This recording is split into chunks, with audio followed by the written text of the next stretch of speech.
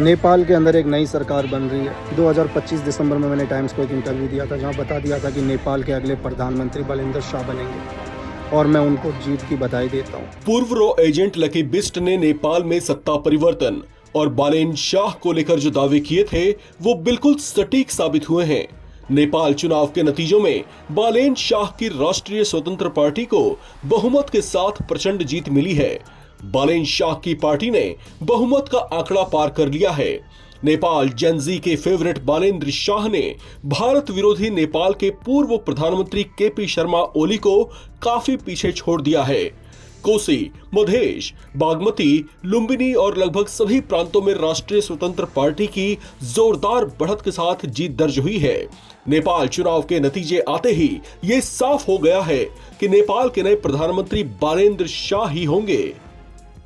बालेंद्र शाह का प्रधानमंत्री बनना भारत के लिए शुभ संकेत भी है। इनका नजरिया भारत को लेकर सकारात्मक रहा है, जबकि चीन के लिए इनका पीएम बनना किसी झटके से कम नहीं। बालेंद्र शाह ही नेपाल के प्रधानमंत्री होंगे, ये बात पूर्व रॉ एजेंट लकी बिस्ट ने 1 साल पहले ही अपने एक बयान में कह दी थी, जो बात अब बिल्कुल 100% सही साबित हुई है। नेपाल के अंदर एक नई सरकार बन रही है। बहुत सारे लोगों के सवाल कि हिंदुस्तान के साथ कैसे रिलेशन रहेंगे।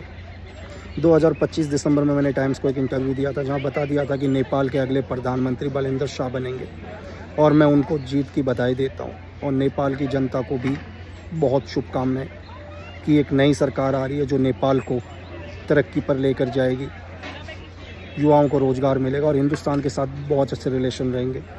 बालेंद्र शाह वो शख्सियत हैं जो नेपाल के जेनजी के फेवरेट बनकर उभरे हैं। इनकी राजनीतिक विचारधारा भारत और अमेरिका समर्थक मानी जाती है, जबकि इनके हाथों हारने वाले केपी शर्मा ओली नेपाल के कट्टर लेफ्टिस्ट नेता और चीन के समर्थक रहे हैं। केपी शर्मा ओली के प्रधानमंत्री रहते हुए नेपाल के संबंध भारत के साथ कभी मधुर नहीं रहे। ऐसे में अब बालेंद्र शाह के प्रधानमंत्री बनने और नेपाल में नई सरकार के गठन के साथ एक बार फिर से भारत नेपाल के संबंध मैत्रीपूर्ण होने की संभावना है। पूर्व रॉ एजेंट लकी बिस्ट ने बालेंद्र शाह की जीत पर उन्हें शुभकामनाएं दी हैं और ये उम्मीद जताई है कि वो भारत के साथ अपनी मित्रता और सहयोग की भावना के साथ आगे बढ़ेंगे। चलते चलते आपको छोड़े जाते हैं पूर्व रॉ एजेंट लकी बिस्ट के इस बयान के साथ।